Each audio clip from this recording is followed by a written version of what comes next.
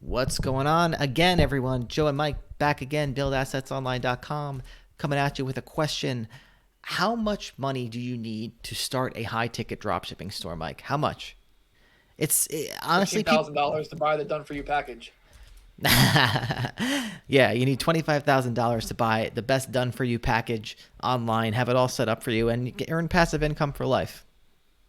Yes, No, but please.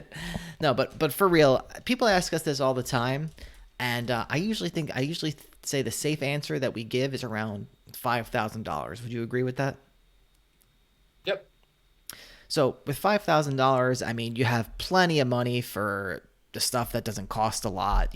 Domain, live chat, Shopify, all that stuff is pretty cheap. If you do things the way we teach, hopefully you get a sale within your free trial of this stuff. So then you could be off and rolling. But it's good to have that little cushion because you want to, you know, you got some cushion with the ads. Say you sell a product for your first product and it's $5,000 or $3,000. You want to be able to order it right away, have it shipped to the customer, with no issues. So I would say that's a good starting point for high ticket dropshipping because you got to buy expensive products, and sometimes people's first order could be super expensive. Right. And Shopify may say, "Hey, before we pay you this, who are you? What are you doing here?" And I think, yeah, 5,000 is a good number, but it's an important distinction as to where that $5,000 goes versus, say, a different business model. Because with this, yeah, you could use $5,000. That could even go towards, your education, the course, whatever. Goes towards maybe you hire some people to upload products for you, the domain, whatever. And then you have a little cushion to buy products in case you have to deal with some payment processor stuff. With other stuff like even content websites, but like AliExpress low ticket stuff, that money that they say, hey, you need $5,000 to invest, that's all going towards like testing ads, Yes. and that is the problem because you may test those ads and you may never get that money back. With everything with the drop shipping in particularly, when we say it takes $5,000, it's not like okay you have to put up the money and maybe you'll get it back. It's like you should be making your money back right away with ads. You should not wind up in a hole and then okay maybe I spent $4,000, I see something works, now like I'm gonna scale that. None of that garbage.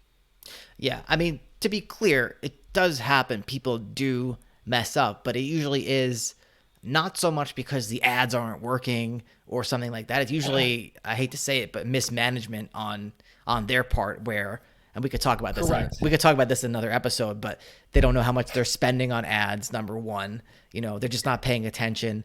They didn't set up their ad structure the way we teach it, or they think they Because set. yeah, there's no money involved to like test. Right, right. There is no testing. There's just improving. Right. And Joe, I mean, I've talked with so many of our students because a lot of people will buy packages and then they have free calls, and they usually, when they get their ads going, they want to talk about their ads. So I've talked with dozens and dozens of students, and I've never seen like, hey, I've spent $1,000 and I have no sales. I can't say I've ever seen that even once. It's usually like I'll see people that like are really that they've really screwed up, but like they've made a couple sales. Yeah, And then like you look at like how much they made versus how much they spent. Maybe sometimes like they've made money, sometimes maybe they broke even. You never see it like, oh, I've spent $3,000, I made zero back, like I'm down in the dumps. Not once. It's pretty interesting. Mike, I was thinking about this today. How important it is to get into a business model that where the financials are favorable for you. There are so many. I feel like 99% of business models. I don't know the exact percentage, but a lot of businesses that people start don't have the financials in their favor. Like opening up a restaurant. If you're Oh opening yeah. up a restaurant, you have to get the space, you have to buy so much equipment, you have to do so much stuff before you even make your first dollar. And then, you got all this overhead month to month to month. With high ticket drop shipping, you get a lot per sale. minimum overhead, minimum customer service, and it just doesn't compare to some of the other stuff that people do even online. I mean, even online, people do terrible business models online, or business models that they're not ready for. Sometimes, Joe, that's where the C word comes in. Credit. Go to open a restaurant, you're not doing that with cash. Well, You I got to would get the I banks involved. You got to get the credit agencies involved. Now you're in debt. Now you got to make payments. Now your back is up against the wall. Are you going to pivot from having a diner to having an Italian restaurant? You're not as flexible. Yeah, that'd be fun. There's a place by us that, well, you probably know what we're talking about, by the Japanese restaurant, and it just every month it's a new thing. Like it's Yes. always like one month it's like Dragon Bowls, and then the next month it's like, I don't know, like acai bowls. It's just like it's like a whole different thing every month. Yeah, everyone thinks they're going to go into that location and they're going to do something that is going to make it wildly successful. But in reality, everyone is engaging in just a shit business model. Yeah, Whatever it is, maybe it's because of the location, it's because of the rent, whatever it is, the odds are not in your favor. yeah, and you know what, Mike? Quick lesson with this: if you are gonna open a restaurant, or like you have a passion for that sort of thing, do a business model that's in your favor first. That way you can build up the cash and have to, do it in a more relaxed way without having to take out all sorts of crazy loans. And, I just feel like that's the better way to do it. If you're going to engage in a very challenging business model, don't risk everything for it. That's the way I see it.